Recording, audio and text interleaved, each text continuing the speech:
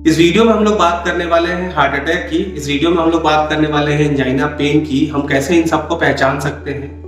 तो हम जब बात करते हैं हृदय की, तो ये एक पंप की तरह काम करता है और हृदय की मांसपेशियों को जिंदा रहने के लिए तथा प्रॉपर काम करने के लिए निरंतर ऑक्सीजन तथा न्यूट्रिएंट की जरूरत होती है और इसको पूरी करी जाती है जो हृदय के सतह पर जो आर्टरीज हैं, जो खून की नलियां हैं, जिनको हम कोरोनरी आर्टरीज बोलते हैं, जिनमें मुख्य है left coronary arteries and right coronary artery, इनके द्वारा फुलफिल करी जाती है।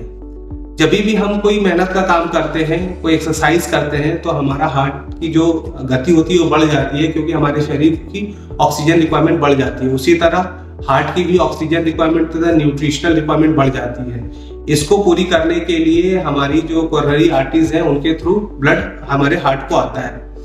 But at the age of 20 से ही हृदय की जो कोरोनरी आर्टरीज होती हैं, उनके अंदर ब्लॉकेज स्टार्ट होना शुरू हो जाता है, जिसको हम एथेरोस्क्लेरोसिस कहते हैं। और कुछ लोगों में जब ये ब्लॉकेज 90 को तक आता है तथा 90 को क्रॉस करता है, तो उनमें एंजाइना पेन होने लगता है। मतलब जब भी वो कोई मेहनत का काम करते हैं, कोई एक्टिविटी करते हैं, तो उस समय हार्ट को जितना ऑक्सीजन रिक्वायरमेंट होता है, जितना डिमांड होता है, उतना उन नलियों के थ्रू उनको सप्लाई नहीं हो पाती, जिसके कारण जो हार्ट की मांसपेशियां होती हैं वो हाइपोक्सिया यानी कि ऑक्सीजन की कमी के कारण डैमेज होना शुरू होती हैं। तो इनको हम एंजाइना पेन करते हैं। और जब ये डिमांड मीट नहीं होती, मतलब ऑक्सीजन जब काफी समय तक नहीं मिल पाता इन मांसपेशियों को, तो ये इरिवर्सिबली डैमेज हो जाती हैं, जिनको हम मायोकार्डियल इंफार्क्शन या फिर हार्ट अटैक कहते हैं। ये डिपेंड करता है कि वो कितना एरिया इंफाक्ट हो सकता है, कितना डैमेज हो सकता है। ये डिपेंड करता है कि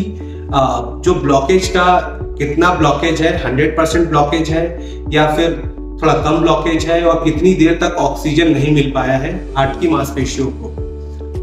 जब हम सिम्टम्स की बात करते हैं, तो इसमें ज्यादातर मरीजों में ये बताया जाता है कि उनको छाती के बीचों बीच बहुत तेज दर्द होने लगा है, बहुत हैवीनेस होने लगा है, कसाव होने लगा है, और साथ में बेचैनी हो सकती है, घबराहट हो सकती है, पसीना आ सकता है, और कभी कभी बेहोशी भी आ जाती है। तो ये कुछ टिपिकल सिम्टम्स हैं जिनके साथ पेशेंट करके आते हैं। साथ में ये पेन जो होता है रेडिएट हो सकता है, ये जॉ में रेडिएट हो सकता है, लेफ्ट हैंड में रेडिएट हो सकता है, राइट हैंड में रेडिएट हो सकता है। तो कोई भी फिक्स पैटर्न नहीं है, ये वेरी करता है पेशेंट टू पेशेंट।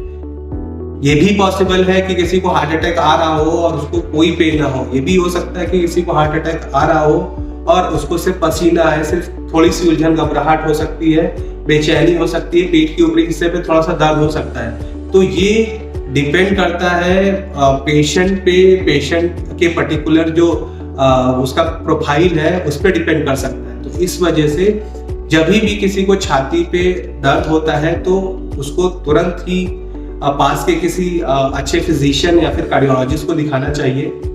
इसके बाद हम बात करते हैं कि रिस्क फैक्टर्स क्या होते हैं। तो यहाँ पे जो हम रिस्क फैक्टर्स की बात करते हैं जिसके कारण पेशेंट के हार्ट की ब्लॉकेज बढ़ती है, जैसे अगर पेशेंट के फैमिली हिस्ट्री है तो उसमें चांसेस बढ़ जाते हैं। अगर पेशेंट का उम्र 50 साल से ज़्यादा है, अगर पेशेंट का डायबिटीज़ है, पेशेंट को हाइपरटेंशन है, पेशेंट को हाई कोलेस्ट्रॉल रहता है, ओबेसिटी है, बहुत ज़्यादा पेशेंट स्ट्रेस लेते हैं, या फिर फिजिकली इनएक्टिव रहते हैं, तो ऐसे पेशेंट्स में रिस्क बढ़ जाता है। जब हम आगे मैनेजमेंट की बात करते हैं, तो सबसे इंपॉर्टेंट होता है पेशेंट को टाइमली आइडेंटिफाई करना कि पेशेंट को एंजाइना हो रहा है या हार्ट अटैक आ गया है। ये कैसे कर सकते हैं? इसको करने के लिए जो बेसिक इन्वेस्टिगेशन की रिक्वायरमेंट होती है, दैट इज ईसीजी।